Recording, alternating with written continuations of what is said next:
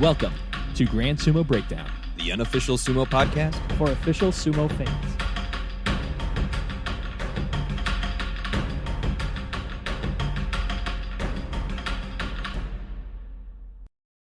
Welcome to Grand Sumo Breakdown. This is Jake. And this is Mac.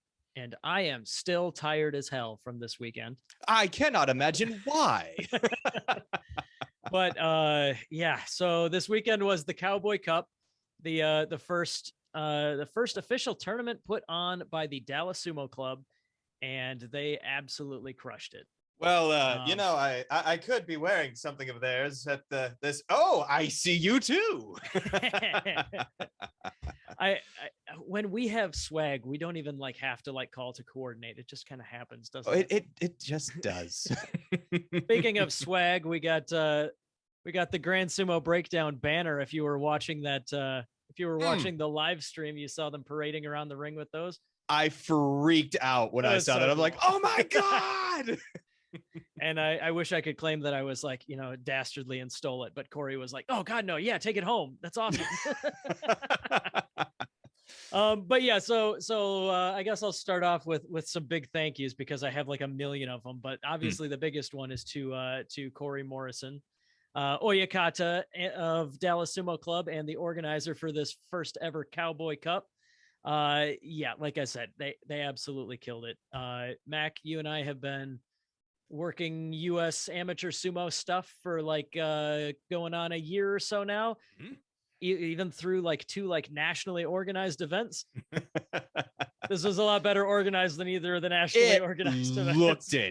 I was so bummed that I couldn't make this work. So yeah. I had to settle for the stream and all the emails and all the communications back and forth. The tremendous amount of work that Corey and his crew put in, It all showed. It all came through. And don't let him fool you. If you talk to him, he'll be like, "Oh, I didn't really do anything. I just gathered the people who did the work." And I mean, that's true, but he did also do a ton of stuff. Totally. So these banners parading him around the ring like pro sumo. We had Nobori flags by their merch. Those table. Were so cool. Oh my God. Yeah. We had 4 judges.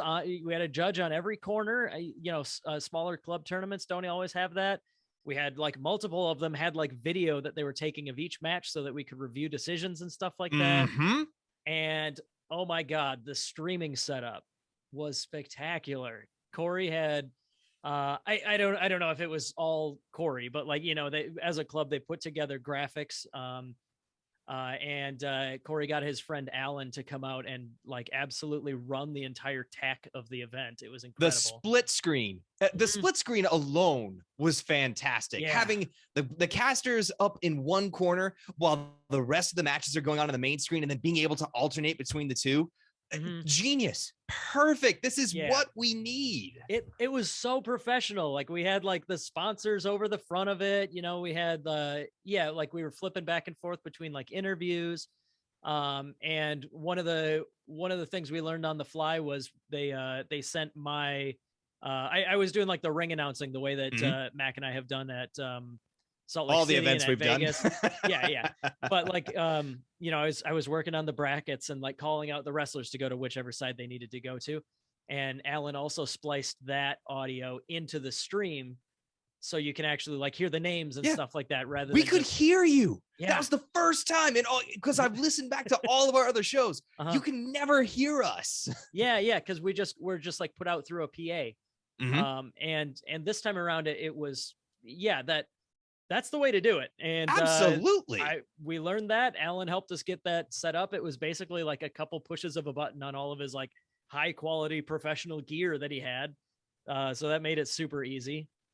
But yeah, no, it was the whole organization of the tournament. I could gush for a long time on that, but regardless of how much he tries to deflect it, Corey did an excellent job.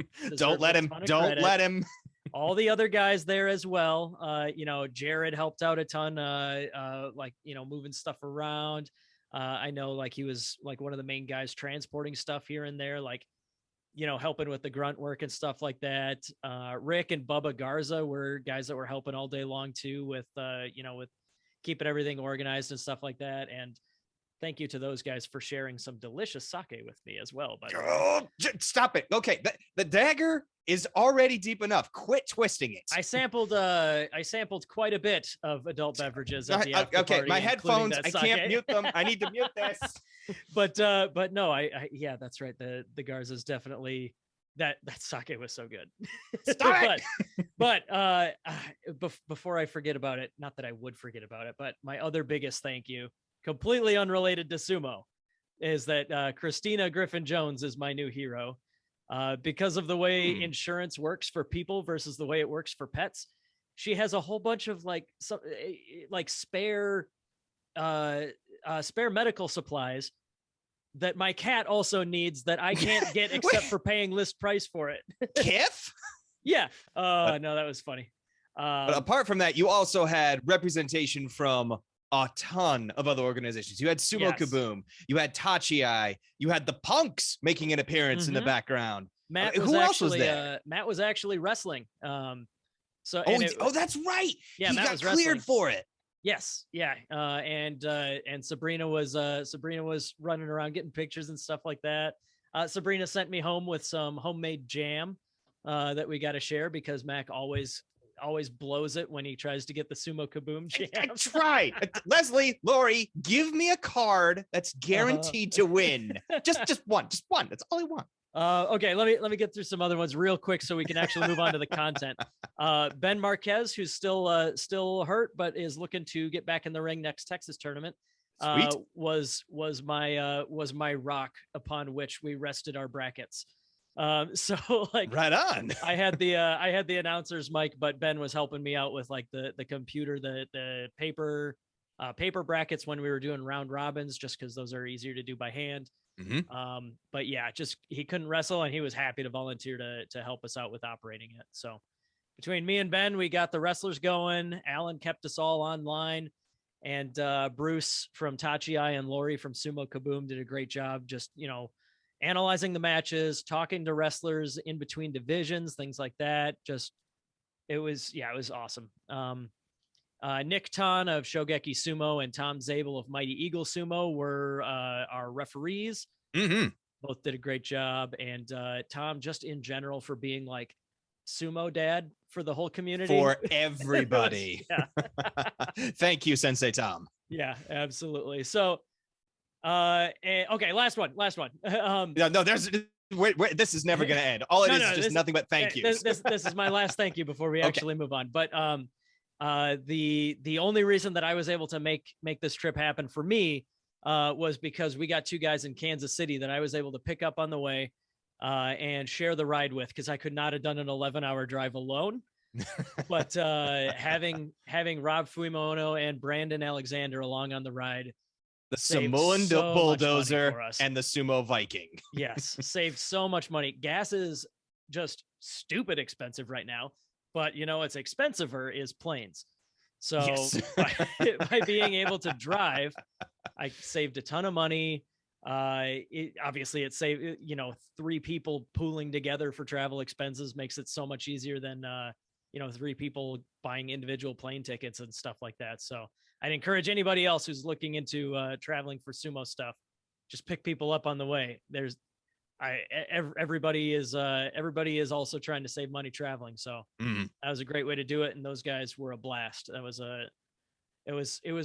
the shortest 2 8-hour car rides of my life, hanging out with those guys.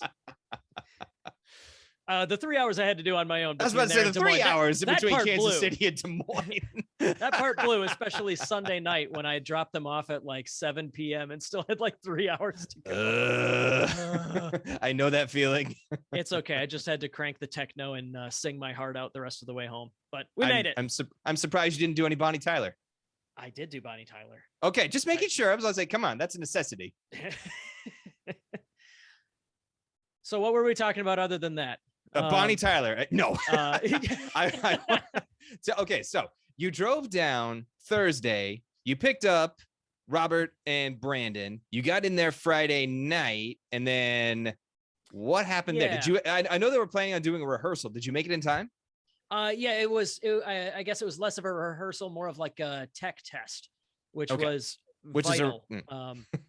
Yeah, well, okay, yeah, we didn't like rehearse like doing matches or anything because it was stupid hot. It was as hot as the gas was expensive. That was going to be my next yeah. question. You went Like, down to Texas in June. Huh? And we did an outdoor event during the afternoon. Are you insane? As somebody with roots in Texas, Mac is very familiar with what kind of a decision Quite that was. so. No, yeah. So I got down to Kansas City Thursday. We did the bulk of the drive Friday, so we could get there at a decent hour. But yeah, so we tested all the tech and very importantly discovered that electronics are also unhappy in the heat. So yes. we had to make some plans for cooling down computers and stuff like that for Saturday. And it's a good thing that we did that, because if we had like just shown up on Saturday and all of a sudden stuff was getting too hot, that would have taken down the stream while we were right in the middle of doing wrestling and stuff like that. That would have been rough. But yeah, so like, you know, we just got everything set up on Friday and then went home and not home. We found a hotel. Your lodging. Yeah, exactly. We found some lodging, and then me, Brandon, and Rob actually went out to dinner with Nick, Tom, and Caleb. That was awesome. I thought I saw Mr. Bacchus out with you guys. Caleb gave me he's gonna hate me for this, probably like the second best hug that I've had in a long time when we met up. Oh, wait a minute. Hang on. You know he gives amazing hugs. Who's number one? It was Matt Jim. Oh, okay. All right. Jim all right. gave me the winner hug of the weekend. Yeah. No, and there were a lot of them. These are the top two of a very long list. I missed this so much. So yeah, no, Friday night was just kind of hanging out once we knew that we could do it. And then Saturday morning we all show up and we get set up. We make sure that we have gallons and gallons of water available. And like I said, this was out in the Texas sun. The only way that we were able to make this happen was they had a rental tent that was like 30 feet across. It was huge. It's like like a circus tent. Kept the ring in the shade, and as the sun moved around, we kind of had to like shuffle here and there to like stay in the shade.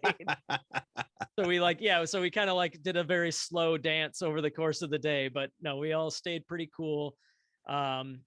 We didn't have any like dramatically horrible catastrophic events with the heat, but everybody felt it real good. I believe that. Everybody was swapping stories of a Fitcon event a few years ago that they did out in the sun without a tent. That the dohyo got so hot, people were getting blisters and like losing pieces of holy foot. Yeah. Cow. So that lesson was thankfully learned the hard way. Keep the dohyo in the shade. Again. Yeah. No, do not host an outdoor event with an uncovered tent during the Texas summer in the sun. Oh my God. Well, you dropped a few people, but it looked like there were a ton that actually showed up. Did you have a good crowd? Yeah. It was similar. If you were at Nationals in Salt Lake City at that other FitCon event, it was kind of similar. We always had like a couple dozen coming and going. But the tournament itself being at a convention, even if it's like, an outdoor, like in a park kind of a setup, there were still plenty of like spectators coming and going. As far as wrestlers turnout, I think our final count was like 35, 36. Holy cow. That's insane. Which is crazy because Nationals this year was only like 45. Yeah. So like, it's like on the same scale as a national tournament in Dallas's first like debut tournament here. It was Corey. Are you listening? This is good. I hope so. That would make me proud if Corey wanted to listen to me talk about how good he did. Oh man. But yeah, so you saw Christina and JJ. You mentioned the Sumo Punks. So Mighty Eagle. Yeah, we got a bunch of Mighty Eagle. We had a couple guys from the new club in the Dallas Fort Worth area, the Ronin Rickshi. So they had Coach Julian came out, and he wasn't wrestling that day, but he had a handful of his guys that he brought out to like get a mawashi tied on him for like the first time. We had like 5 or 6 guys, a couple different weight classes. They all had a blast. Just like just like anybody's first sumo tournament, none of them ended up on the podium or anything like that. But, you know, just showing up and putting on a Mawashi for the first time is a huge step forward. And absolutely, the medals will come. The medals will come. Exactly, in time. But yeah, they were all having fun. My favorite my favorite story from like just, you know, the crowd, the attendance and all that. There was one guy that stopped by the merch booth before we'd even started our matches, and he bought a t-shirt, and then he was like, when are you guys doing like heavyweights? And we're like, well, I don't know. You could stop by. It'll probably be like a couple hours. You know, we'll see what happens. Stop by whenever, stay in touch. And I see him a little while later wearing a full suit of armor. This new guy, Monty. What? Monty showed up to do like the armored combat, and probably lost 20 pounds wearing that armor in the sun. Oh, that is like FitCon. What we had in Utah. In Utah, we were 2 booths away from the armored combat. That was insane too. In Dallas, we were 2 booths away, or 2 like tenths away from the armored combat.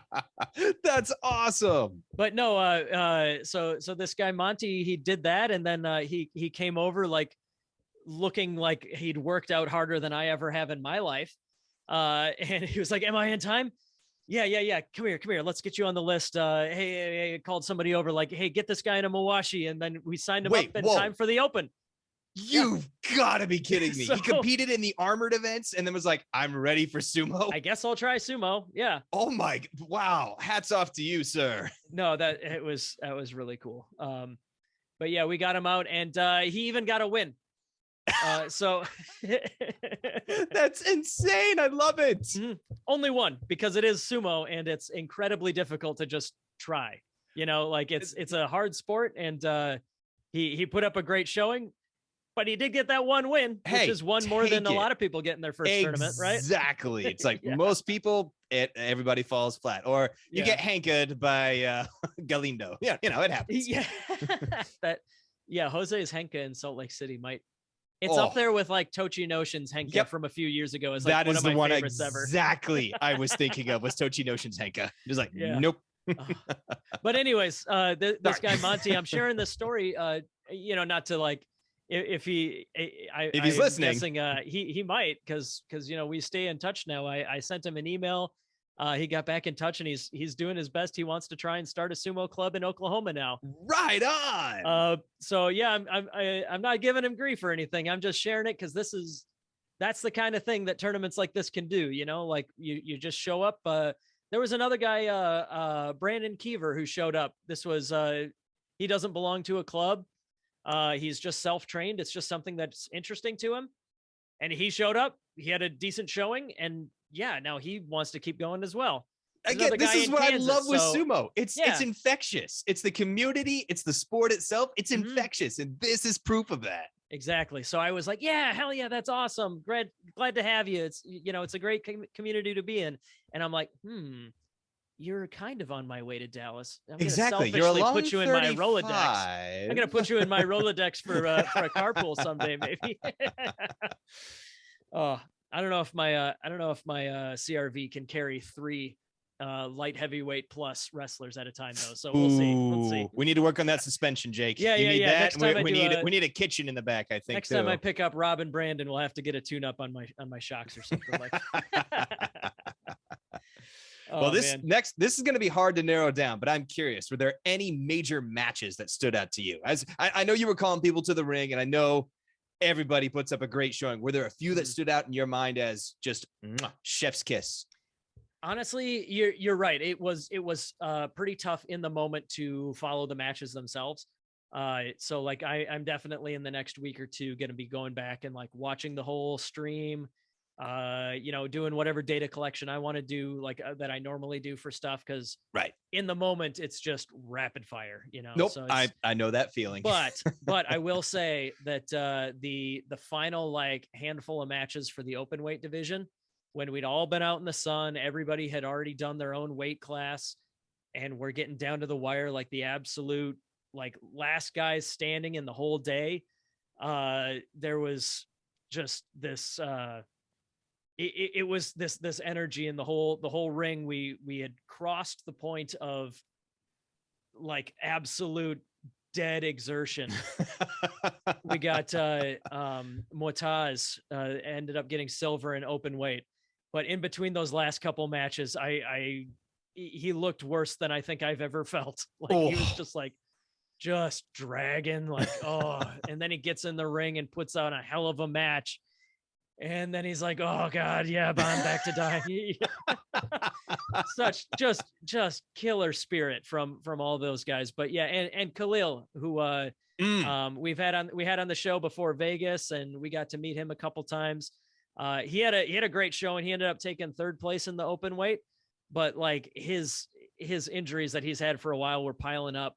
But that man is a beast. The son of a bitch just kept getting back up every match and just plowing forward. And it probably would have been a good idea for him to take a match off here and there and like call it a day. But he refused. He wouldn't let anybody tell him he wasn't going to do his next match. Right on. But yeah, that end of the day when we were getting down to those last couple matches, the spirit from those guys was just nuts. It was so impressive. But I don't want to like list the winners and losers and like no, stuff like that. I do want to go through them, but like you can by the time that we post this episode, check our Instagram. We should have like the podium results. But I am going to let's start with our lightweight men's bracket, because that's where we started, and we can go through the divisions from there. Let me just like talk through some highlights, some things about like how the divisions went, and, call out some names that we haven't been able to mention so far or something like that. But, yeah, like I said, if you're just looking for a quick hit of results, our Instagram should have some quick graphics of the top finishers and special prize winners. I saw that too. That was on my list of things to ask. Yeah, let's talk about that real quick. I saw that paper. Did you see what was in the bag? Oh my God. Did you see what was in the bag? No. Corey found big stuffed macarons. like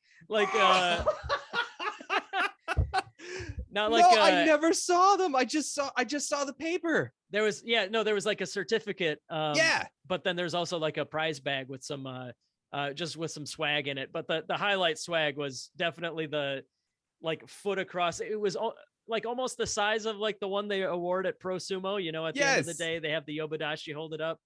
It was almost that size, but it was like a plushie, not like a plastic or whatever that one is. Awesome. I have no idea where he found them, but I cannot imagine that not being a thing in the future. I hope it is. Yeah.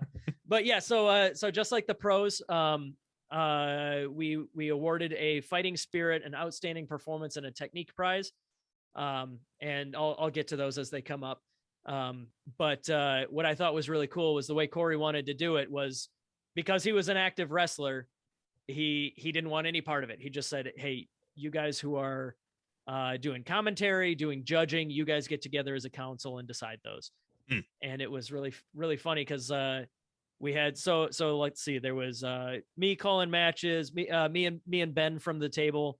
We brought in some of the corner judges and referees. So we had Nick Ton, we had Tom Zabel, Robert was doing a bunch of side judging, Simone, and I think was it Paul from Shogeki might have been the other guy. But as a group, you, Paul, sorry. as a group, we did the Shimpan thing, and we all like stood up and like huddled into the middle of the ring as the last matches had been completed. I was going to say, tell me you didn't do a mono-e. It wasn't a mono-e, but the judges descended into a council to decide the special prizes. And it was I'm not going to pretend it was like dramatic or serious or anything, but still. But it was really cool. We walk into the circle, and Robert was the one who spoke up first. And he's like, I think this guy for this prize, this guy for this prize, and this guy for this prize. There were literally the three names I was walking into there with in my own head. Good. You saw the same match as I did. Apparently, even though I was doing the brackets, there were three guys that stood out quite a bit. One of those guys was from this lightweight bracket that why don't we go through that? Go through this here. But we had some big names here. Our top two seeds, we had both the Justins in town. They never fail to disappoint. If you can watch some lightweights clash, those are definitely two. And we got to see them match up like a handful of times. The bracket worked out just so that like Kizzard took the first match. Well, we'll get there. Wait. That's later in the tournament after they had taught some hard lessons to some less experienced rookies. But yeah, so we had some rookies from Ronan Rikshi. We had some rookies from Ronan Rikshi. Oh, wow, that's a tongue twister. There we go. Okay, no, I think I said it right the first time too. Whatever, it doesn't matter. We had some rookies from Dallas and from Dark Circle. But we also had Chad New from Dark Circle, who's podiumed before. He was in this one. Brandon McLeod came all the way out from Florida. Oh, right on. Yep. Florida Ronin. Yes, that's right. The other Ronin club, the one that is just Ronin Sumo out of Panama City, I think. Somewhere over there on the Panhandle. But yeah, I got too much in my head going on. So sorry if I got the wrong city. You're taking it back. But it ended up being our top four in the winners bracket. We had both Justins, we had Chad, and then we had Patrick Mburu, this was his first time putting on. I don't think I know him. Yeah, no, he's just another new guy who got a couple wins, and yeah, it's really cool seeing like somebody that doesn't know how to tie on a mawashi, but still goes out there, like powers through, gets some wins, and he looked just jazzed to do it again. Oh, right on. But he ended up in the semifinals of the winners bracket and stuff too. But then yeah, the finals of the winners bracket was Justin Jones versus Justin Kizzard. Kizzard takes the first one, sends Justin Jones to the losers bracket. JJ then beat Chad New, so Chad ended up in third place, setting up for another rematch. We got to see the Justins go at it again, and similar to the last time, we saw Justin Jones edge it out, come out on top after some excellent matches. Yeah, so like similar when I was talking about the open weight, like the most memorable ones were kind of at the end. Yeah. Similar for lightweight, not just because like, it's guys that I know, guys that I've talked to before, and it's easier to keep straight. But when you get to the end and guys have to do like a match back to back with another one where they're, they have to get right back in the ring, it gives you every tournament that we've been at, the way it's been handled is we'll just take like 90 seconds and we'll just like give them a rest. Right. Not only does that help me get like my thoughts in order, and I could like, plan out. We come down from the adrenaline high that we're on. Like, come on. Yeah. Those first couple rounds are just like match. And it's hard for me to keep track of like what's actually happening in the ring other than like writing down our winners. But when we get to the end, it's like there's time to announce the match, and then I can shift my attention and enjoy it. We can watch. And instead of just like having dead air for a little bit, this is where we get these banners. Corey had like 7 of them or something like that.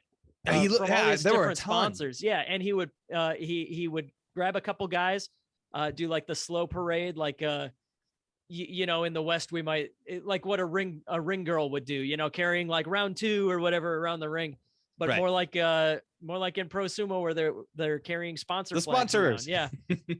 So in between matches where we had to have people go back to back, we would get the banners out, and that was so much fun because everybody is so friendly in the community. Everyone was giving so much shit to the people carrying the banners. Really? Oh, I was clapping. No, I was going nuts in my living room. It was all positive, but there was like, wolf whistles at all the guys carrying the things. That's what I mean by giving them shit. Like it's all friendly, but it was just such a fun atmosphere and such a fun, like, high production value. Like it looked professional, but at the same time it added like an opportunity for fun and an opportunity for the guys that needed to wrestle to like slow down, get their breath back, which I think contributed to having some excellent rematches here in this bracket. So that's lightweight. Justin Jones ended up walking away with the technique prize. That was a pretty unanimous one from us judges at the end of the day. Did he have any of his oh no falls? When he's up against the Tawara, I'm going to paraphrase this. It was, I laughed my butt off the first time he explained with these. He goes, hey, I have oh no falls. I'm like, what the heck is an oh no fall? He goes, when you get up to the Tawara and there's no chance of winning, and you just go, oh and Oh, and you it feels like you're slow motion. Yeah. Yep, the slow motion outs. And it's like, oh no. I don't remember exactly how the matches went, but yeah, so he lost. I love Justin.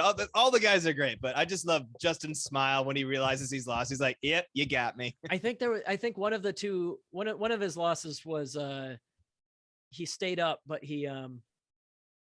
but they left I don't know. Hey, go watch the tape. Anyway, go watch the tape. I'm the last guy that's going to be able to remember specific matches. We should have sent Ryan if we wanted to be able to just list off how every match went. But yeah, so that was men's lightweight. That was, oh God, that was great. So we took a break, and then men's light heavyweight is what we did next. We didn't have enough for lower weight class women's divisions, and we didn't have enough for a men's middleweight. Okay. Which actually turned out okay, because I think there was only 1 or 2 people that were like on weight for middleweight, so it wasn't a big deal. They were fine. They can drink up, get fully hydrated and all that. They don't have to worry about their weight if they're going up a division. But no, that ended up okay. But light heavyweight was my one big screw up of the day, and I feel terrible for it still. What did you do? So we had, you'll hear in the community, the sumo community, there's like a handful of like legendary wrestlers that don't always show up at every event, but you'll see them occasionally. And one group that you and I have heard a handful of, but haven't gotten to meet yet, was the Egyptians. There's like I have heard of them. This like mythical like wrestling stable of like powerhouses. And There's I finally got to meet 2 of them. Yeah, we were able to beat Muataz and Kamal. And Muataz is their light heavyweight. And before the tournament started, he came up to make sure he was on the list, and I write him down, and I'm like, yeah, okay, all right, I got you with the rest of the guys here. But by the time that we were rocking and rolling and we're in the men's light heavyweight, like we're actually starting the bracket for men's light heavyweight, I must have put like one of my note sheets on top of my other note sheet, and like, I don't know. Either way, I didn't get him in the division. And it wasn't until we'd gone like 2 or 3 matches in where he's like, hey, how come he's not calling my name? Oh, and I was like, oh, son of a, what have I done? How'd you fix it? So actually this was Ben's big moment. He was great all day by all means, but like this one moment, he saved my ass big time.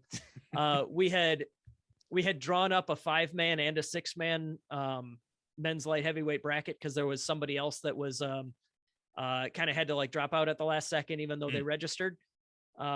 So we still had this 6-man bracket almost ready to go. And even though we'd been working off the 5-man, we were only a couple matches deep into it.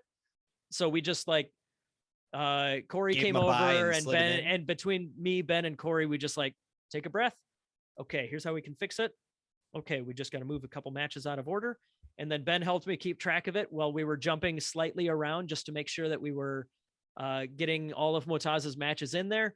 And it turned out being okay. It was, good. It was one of those moments where like, yeah, that we realized what the issue is. And I just like crapped my pants. I was like, oh, I'm done. Where's my escape route from this entire tournament? I messed. Robert, Brandon, we're heading back. Let's go. Yeah. Hey guys, grab your shit.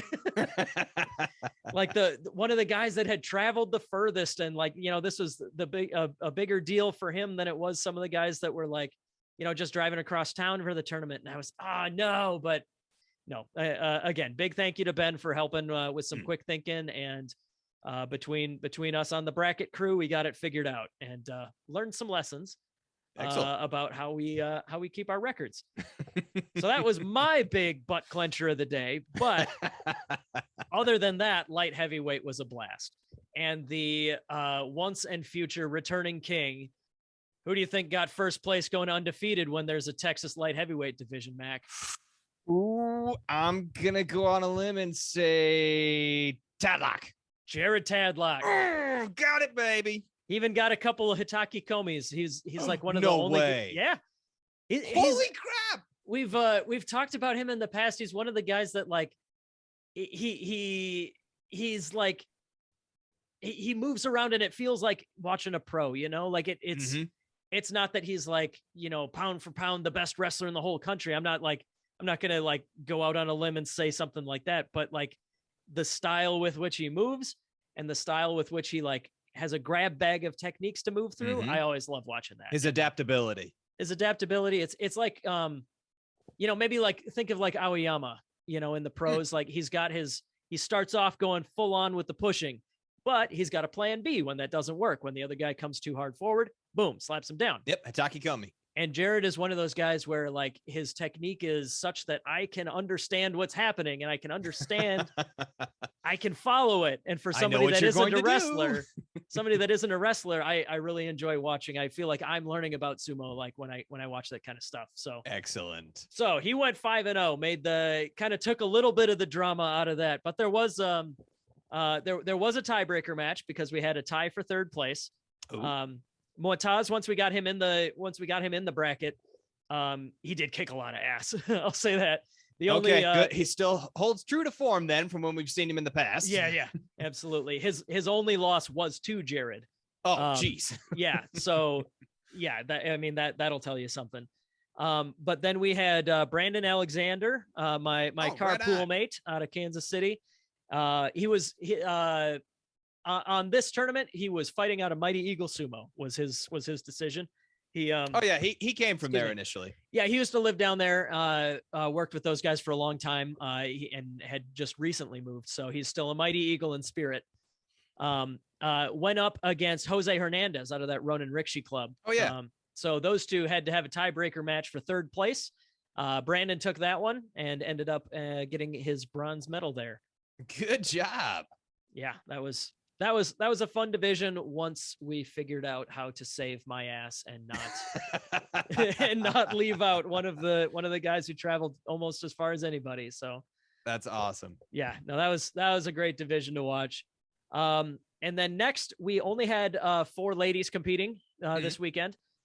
We had the two female heavyweights from Texas that have been making waves, Esty and Nicole. Okay, and then the other two, I'm thinking Christina. Yep, Christina and actually, I think you were about to say it. It was Liesel. It was Liesel. Yeah. Okay. So, another big thank you was I got to give it to Liesel for showing up, because she shows up to everything she can every time she can put on a Mawashi and go to a tournament, she does. And she was the lightest one there by 2 weight classes. I was about to say it's Utah FitCon all over again. It's technically 3 weight classes, because there was nobody at women's middleweight or light heavyweight. Christina usually wrestles at light heavyweight, but she was working on bulking up because she's on the World Games team. Yep. So she's working on like bulking up, and then she'll cut down to make weight for Worlds. But this weekend, what that means is there are 3 heavyweights, and poor Liesel. But hats off to Liesel for stepping up. Bravo. 100%. I know but that. Dear God. Yeah, but no, big ups for always being game to get in the ring. 6 matches, took her licks, but great sport as always. The most of the women's lightweights that we see at tournaments are from Texas, but just the way it worked out, not everybody can travel every weekend, so it just didn't work out that way. But the real matches to watch here, Christina and Nicole were on fire. So their only losses, they each went 5-1 in the double round robin. And their only loss was because they split their series against each other.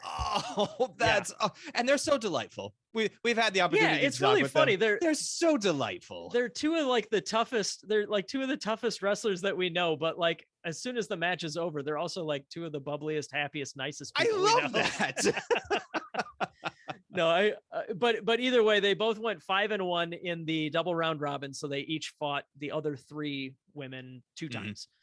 Just to, make sure everybody gets their money's worth for traveling, make sure like we're all getting our ring time and stuff like that. We decided a double round robin was the way to go for the ladies. And it ended up being a tiebreaker match between Christina and Nicole to take the gold. And Christina got the rematch there. So she took 2 out of 3 over Nicole on the day. Wow. Yeah. And then Esty rounded out the podium, taking the bronze.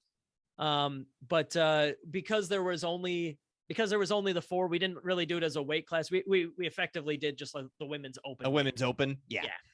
So that's how we did that. And we need more women sumotori. We need more women wrestlers. Usually in Texas, we can get a bigger showing just because that's where most of the women's wrestlers are. But again, we got some injuries. Simone was there. I think I mentioned her earlier. Yeah. We talked to her earlier. But yeah, she's still out with that knee injury until probably the fall. Anyways, though, that's women's open weight. Next, we went on to the men's heavyweight. The big boys. The big boys. This was the biggest individual division weight class as far as the weight classes go, with 14 guys. Oof. Yeah, it was a pretty solid one. So 14 pun intended. Yeah. Sorry. No, bad joke. Bad joke. Anyway. You're right. It was pretty bad. Thank you. Anyway.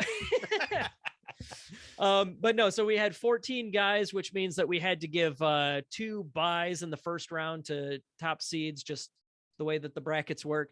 And so we gave the buys to Kyle Ferreter, who made the trek out from Colorado, who's gotten some golds in the past. So he doesn't have a broken foot this time. Doesn't have a broken foot this time.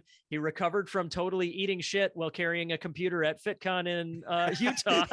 Hey, but no, he saved our asses in Utah. In Utah, yes, absolutely. He was the Ben Marquez in Utah, helping us out with technology. But and taught us a very useful trick. But this time around, yeah, no, he had he was healthy and he was in great form.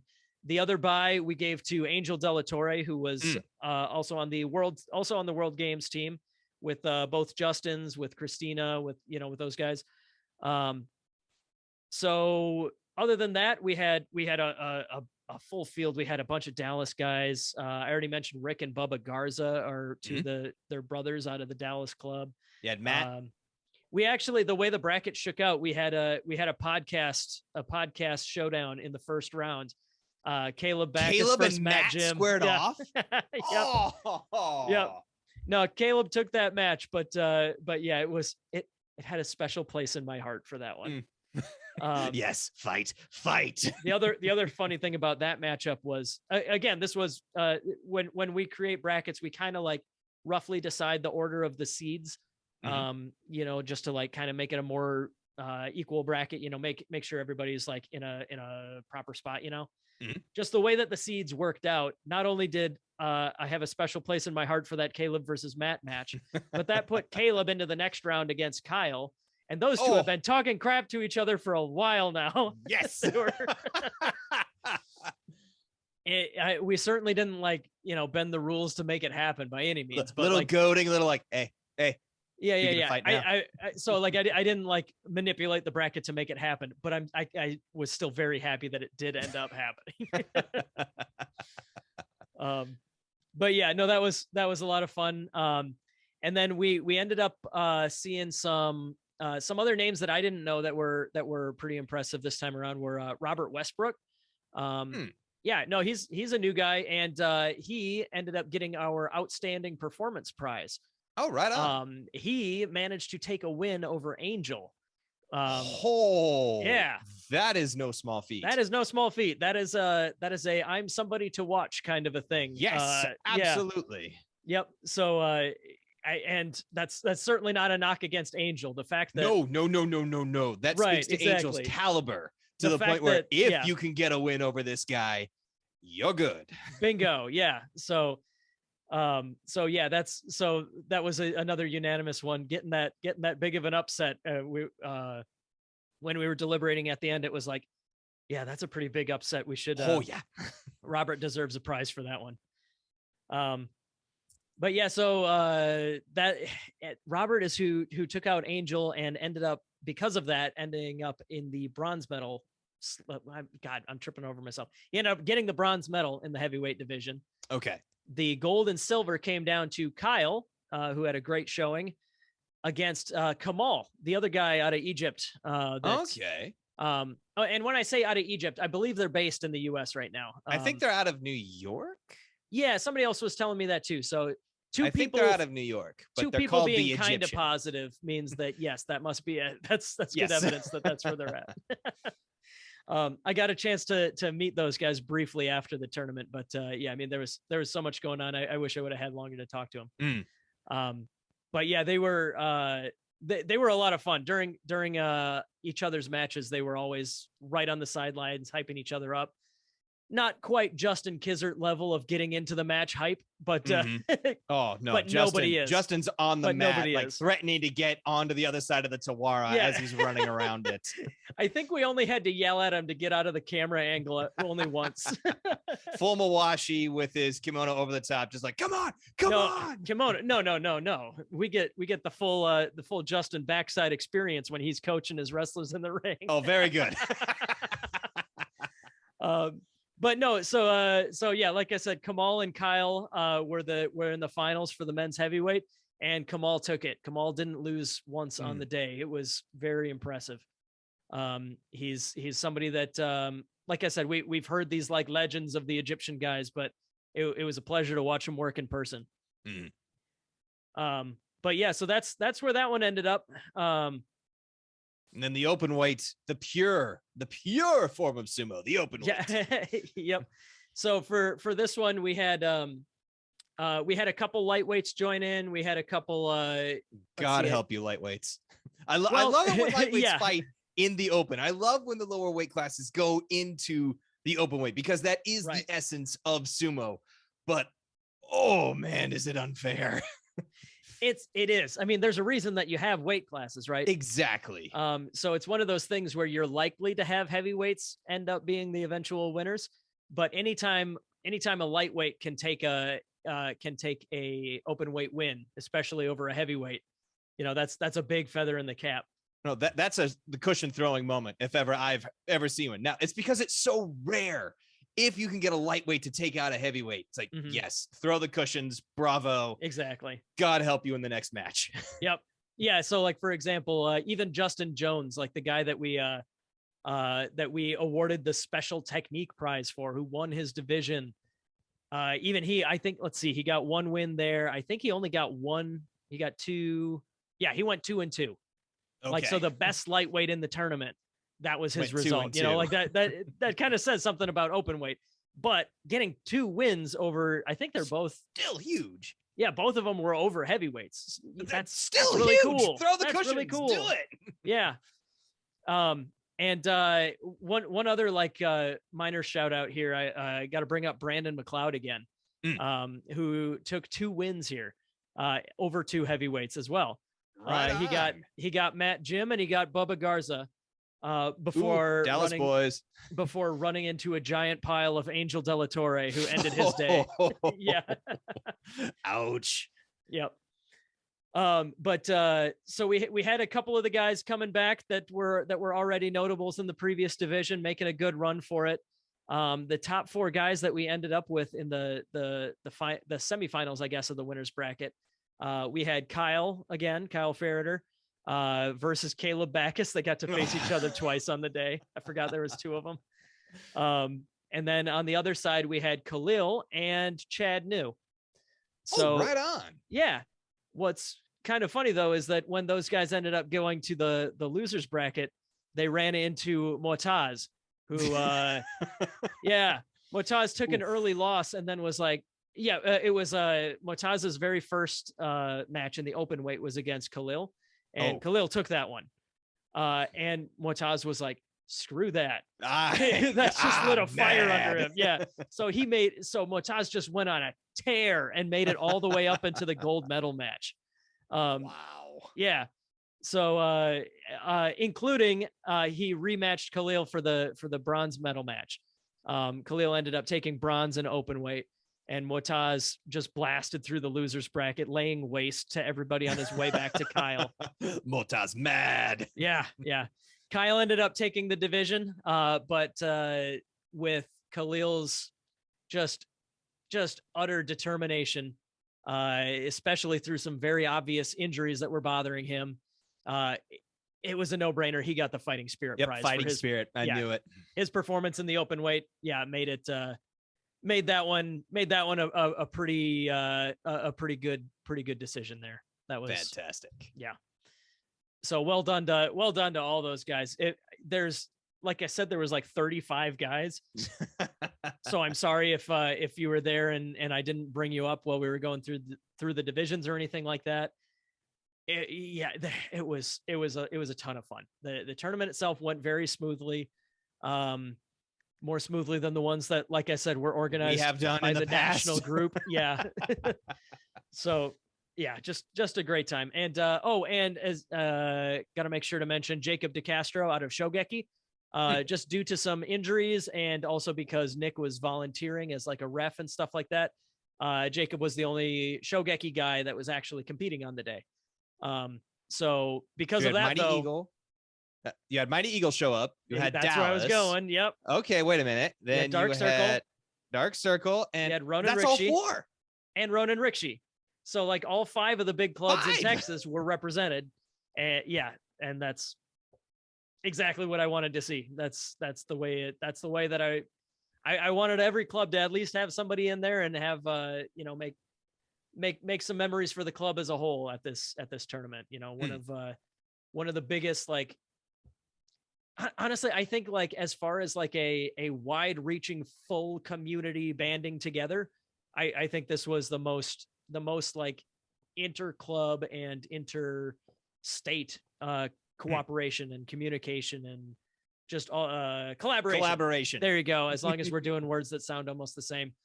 It all came together, and screwing up that bracket is just going to be stuck in my head for a long time, but I'll get over it because everything else went so good.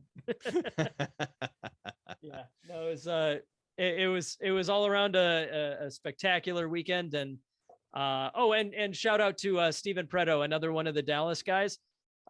He volunteered his home for all the sumo wrestlers to invade for the after party. Oh, you poor fool. Yeah.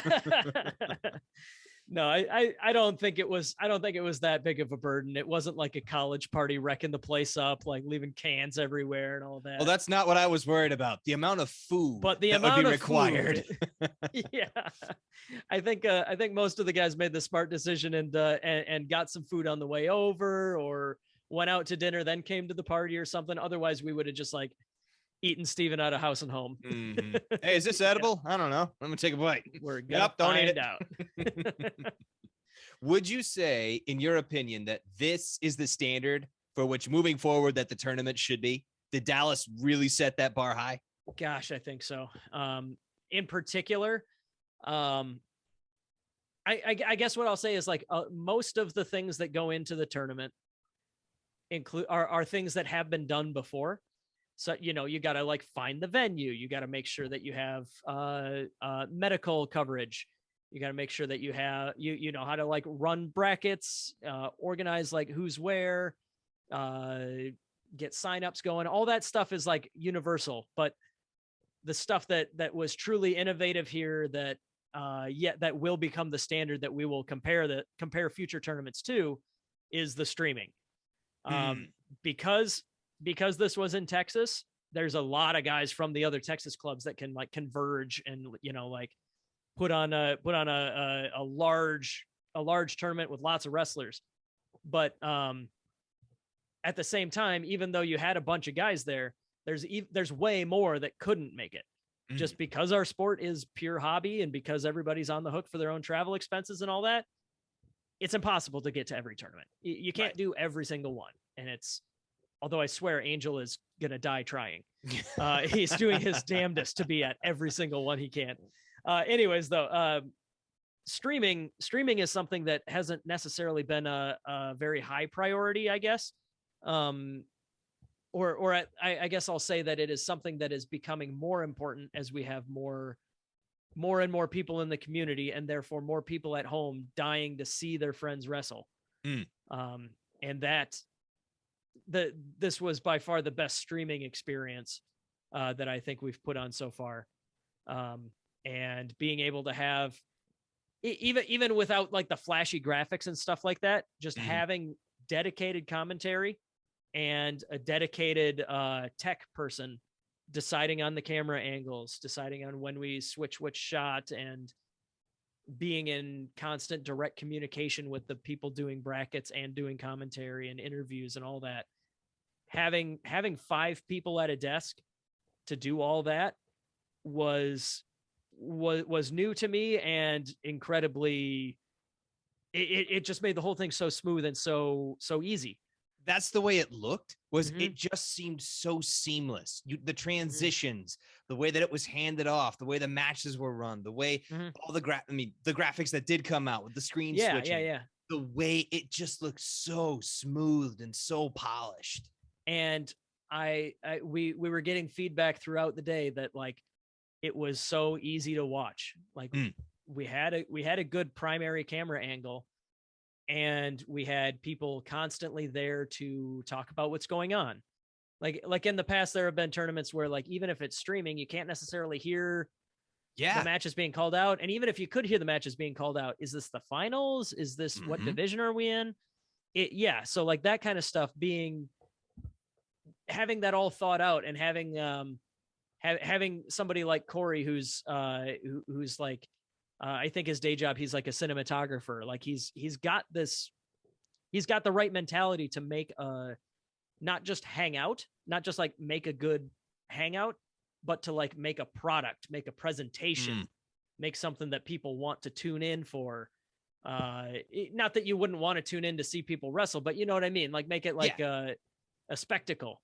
And exactly. And yeah, that's what I'm going to remember the Cowboy Cup for. When we all went out on a limb and stretched ourselves to make a spectacle, make a show, in addition to just not just, but you know what I'm saying? I know. In addition to the thing itself that rules so much that it drags us all in, the sumo itself, we have so much talent and so much experience in, camera work, in streaming and graphic design in the community, that when we all like stretch ourselves and band together, make a friggin' spectacle out of it. It was absolutely. I mean, and that's all I was going to say was it showed. I mean, just that little bit of effort, just that little bit of chance. It's more than a little bit, but you're right. You know what I mean? just putting yourselves out there, pulling together and be like, we can make something awesome. That's what you made. And it was freaking awesome. Yeah. Yeah. And I think one of the big leaps here is in the past there, because it's been so small time,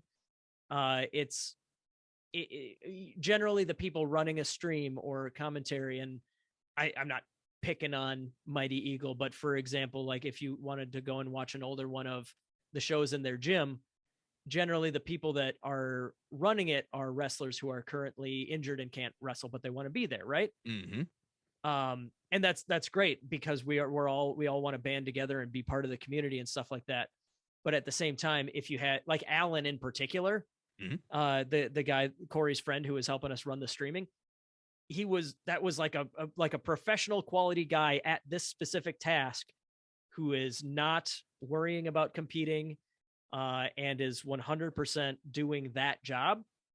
And having more people in the community that are not athletes, but are still interested in traveling and doing the work and things like that. That's kind of like the step change that I think is going to really, really push us forward in the next propel us into the next level. Yep. Exactly. So why don't we wrap it up? Okay. Again, big thank you to everybody involved. Really looking forward to working with everybody again. And I am doing my best not to bug Corey constantly about plans for the future, because I know that man needs some damn recovery time. So I will just say, Corey, give me a call when you're ready to talk about the next one. But I am going to leave you be for a bit. And in the meantime, we're going to keep doing our thing. We're going to keep prepping for the next tournaments. We have the World Games coming up in July.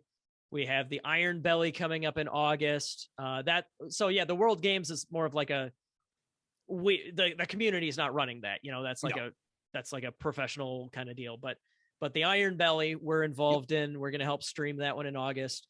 The Consulates Cup is coming up in September.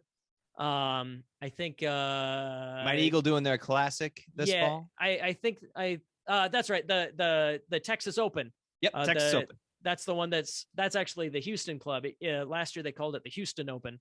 but they're doing it at the same festival. And this time there's going to be prize money. Ooh. Yep.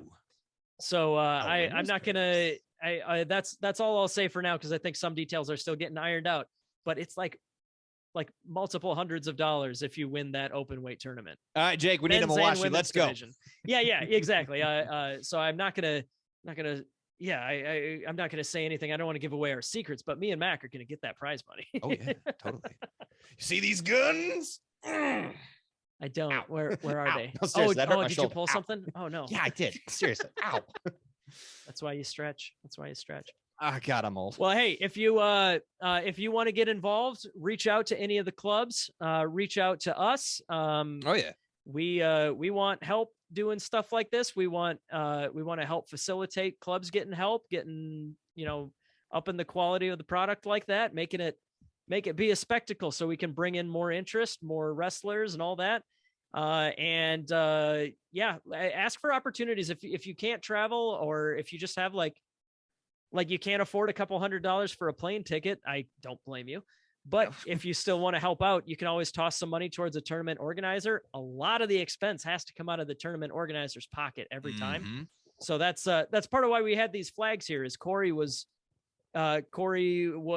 afraid to ask. He just went out to the community and he's like, "Hey, do you guys want to sponsor this event? We'll get you.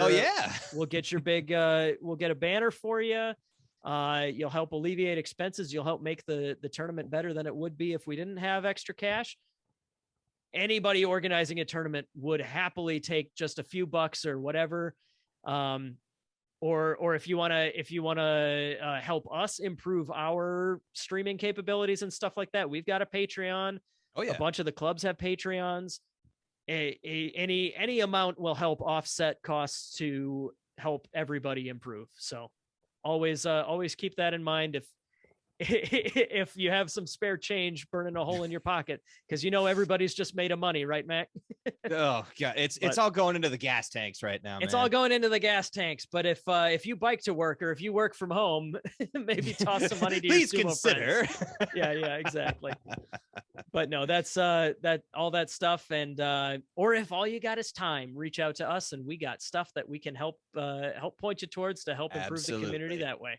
So either way, thanks so much for listening to this, to our breakdown of the Cowboy Cup. We will be getting in touch with some more interviews in the lead up to the next couple tournaments. But as always, reach out to us. We want to talk to you on our show. We want to hear what you thought of this, what you thought of this tournament, what you think we should do for next tournaments, all that. This is how we grow, and we're here to do that. We're here to help.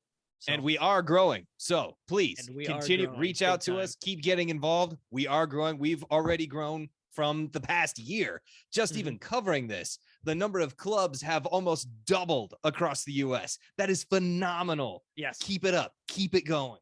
If you don't know where a club, if you don't know what club to look into or anything like that, email us. We know. We are in the know. 100%. Yep. We can help point you in the right direction. Like Monty, who is now going to try and start a club in Oklahoma. Love it. Just from seeing sumo this weekend. Love it. That's a great note to go out on. I'll just end it there. Let's just cut that off.